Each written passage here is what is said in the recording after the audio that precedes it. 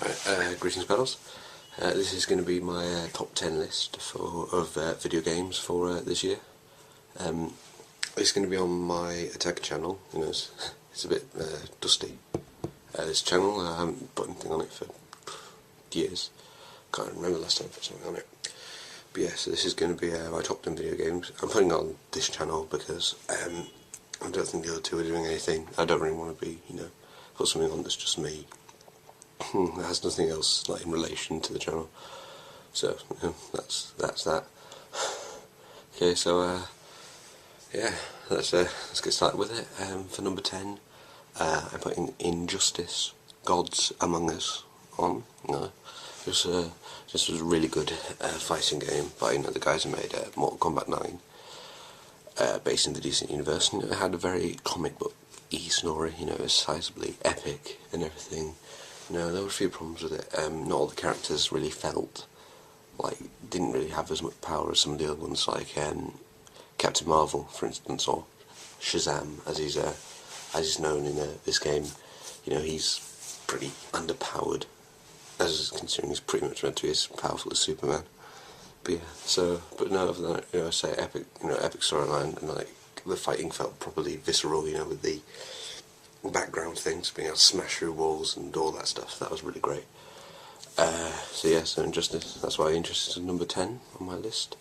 Okay, number 9 is going to be Call of Juarez. Call of Juarez, the gunslinger. Yeah, who'd have thought it would have taken them this long to actually make a good Call of Juarez game. But yeah, they've finally done it, and it's a small downloadable title. This game, it's just fun, it's just fun being a gunslinger, going through all these different, historical, like pretty much, well, some of them historical, but all the legendary people, in the Old West, the,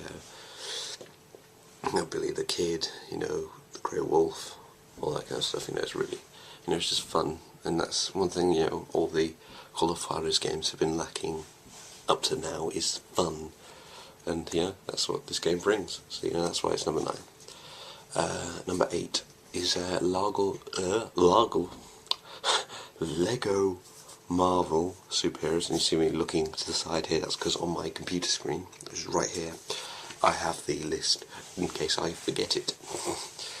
Because I'm that professional. So yes, Lego Marvel Superheroes. This game is probably the best Marvel game I've ever played. It's pretty much a new Marvel Ultimate Alliance. Pretty much, got all the superheroes, all the villains, all things in a pretty, in a funny, epic story. And most of the characters, they pretty much like you play this game. Like when you're playing Captain America, it feels like you are playing Captain America. Like this is how Captain America should move. It really does feel that good. It's really great. And also, pretty horrifying actually sometimes, with the big things, like they just die, it's pretty lifeless bodies on the ground. It's pretty horrifying actually, but just in general, it plays really well, and you feel like you are these, heroes. Some of the, actually, there's a few bits which, don't add up, like how Sue Storm is pretty much just as smart as Reed Richards, but can't use the genius things, and neither can the Superior Spider-Man, or normal Spider-Man, for that reason. I don't know what I'm saying. But other than that, it's a pretty good game, and probably the best Lego superhero game ever. Also, that's another thing, powers, superpowers in this game actually, there's a problem, I can never really get the hang of flying, in these games. Like it was the same with Lego Batman 2, I can never get flying down, I can never get it where I could actually get somewhere, I could get there really quickly, but once I'd actually got to a place, I couldn't really land properly, I could never really slow it down enough to land precisely where I wanted to land. That's an annoyance. But yeah, other than that, it's probably one of the best Lego games. Definitely the best one this year. And Lego always make good games. So yeah, that's why it's number 8.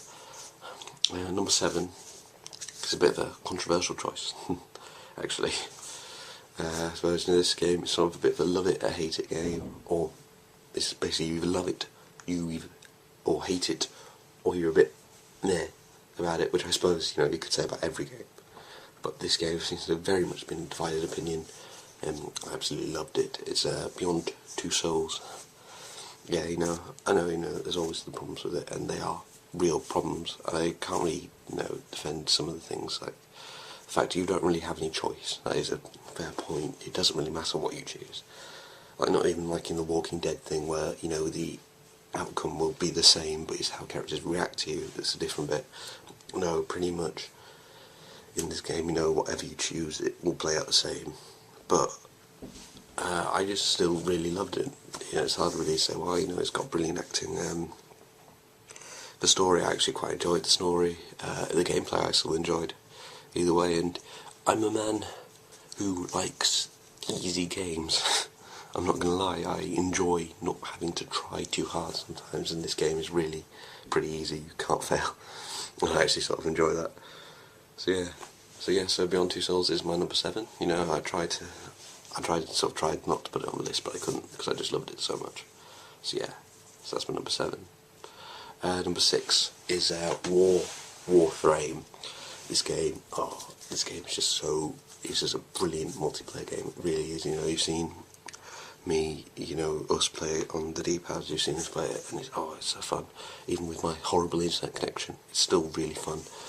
And you play as robot ninjas. It's just, how can you can't really get any better than that, and you can't. You just can't get better than that.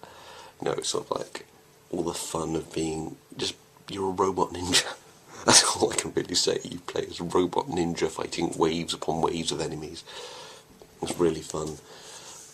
It's probably the best multiplayer game, I would say. Even above like GTA Online, which I know is fantastic and everything, but I just never got into it.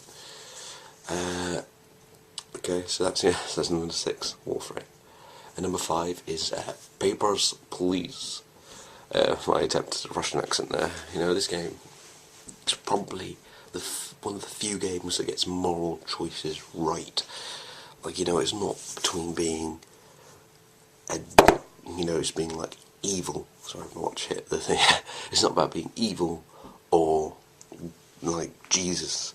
You're not Satan or Jesus. That's not the two choices. The choices are like legitimately, like, it's you either help yourself or you help other people, and it's not in like a selfish way. You literally, like, you either save your family or you help other people to like save theirs. It's just such a, it's properly hard sometimes, to make that decision. And it does, like, and you feel that dreariness. You really feel what it would feel like to be that kind of a person. You feel that dreariness, that pounding, you've got to check all these things. If one thing's off, it really makes you sympathise with some of the most unsympathetic people in the world, which is border control. Like, even though you may live in the country you're trying to get through the border from, you still feel like they're going to turn you down. It can be very, very terrifying. But this game actually makes you sort of realise how hard a job it really is. So that's Papers, Please, number 5.